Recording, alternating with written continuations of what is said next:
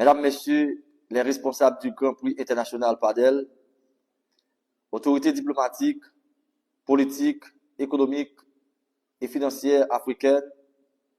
chers camarades nominés du Grand Prix international panafricain des leaders 2025, chers invités du partout, Mesdames, Messieurs. Depuis le coup d'État de l'empereur Jacques Ier, le 17 octobre 1806, soit 1 an, 9 mois, après le triomphe de la Révolution haïtienne le 1er janvier 1804, le premier empire des Noirs, libre et indépendant du monde, s'est effondré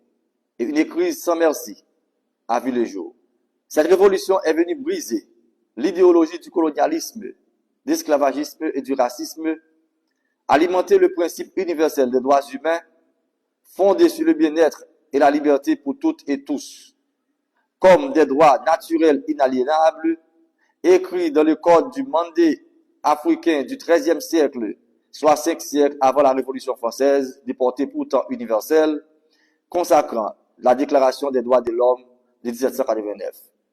Contrairement à la conception sélective de la liberté défendue par la civilisation occidentale, la Révolution haïtienne fait de nous le premier pays à incarner la solidarité internationale entre peuples, défendant celles et ceux subissant le joug esclavagiste, colonialiste ou ségrégationniste depuis notre indépendance à nos jours. Aujourd'hui, nous sommes fiers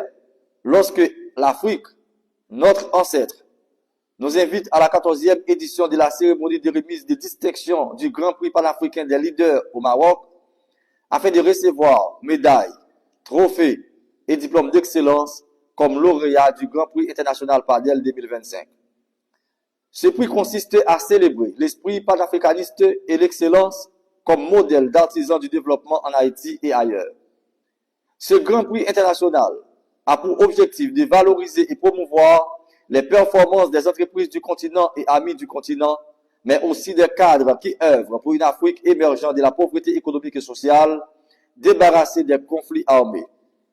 Ainsi, ce moment gigantesque est aussi l'occasion privilégiée de multiplier nos partenariats avec les institutions marocaines en particulier et toute l'Afrique en général. Cependant, notre rêve le plus cher, en cet instant, est de voir l'intégration de la République d'Haïti au sein de l'Union africaine. Car, depuis les voyages triangulaires du bateau négrier du XVIe jusqu'au XVIIIe siècle, pour travailler comme main-d'œuvre servile dans les plantations de ces domaines pour enrichir la métropole française, Haïti a dû lutter contre toutes les grandes puissances occidentales telles que la France, l'Espagne, l'Angleterre et les États-Unis. Durant toutes ces luttes, Haïti a soutenu, soit moralement, soit financièrement, soit militairement, de nombreux pays colonisés latino-américains et européens comme Venezuela, Colombie, Bolivie, Pérou, Équateur, République dominicaine, Grèce et Israël, sans oublier la bataille des Savannah aux États-Unis. Ce qui fait d'Haïti le père du panafricanisme, le leader de l'Amérique latine en particulier et du monde en général. Chers camarades, si aujourd'hui la situation d'Haïti est fragile et précaire, il ne s'agit pas d'un échec total du peuple haïtien, mais d'un complot international visant à exterminer ce petit pays des nègres qui a conquis son indépendance par la force des armes face à l'armée napoléonienne la plus puissante de l'époque. Ce qui fait qu'en 1825, Charles X de France nous a imposé une indemnisation de 150 millions de francs pour la reconnaissance de notre hardiesse.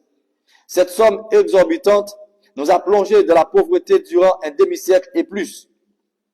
Après avoir payé en nature et en espèces pour survivre, nous avons connu l'occupation américaine le 28 juillet 1915. Durant 19 ans, ils nous ont dépouillés, ils nous ont affaiblis et nous ont contrôlés de 1934 à nos jours. Chers camarades, aujourd'hui, le peuple haïtien se trouve à bout de souffle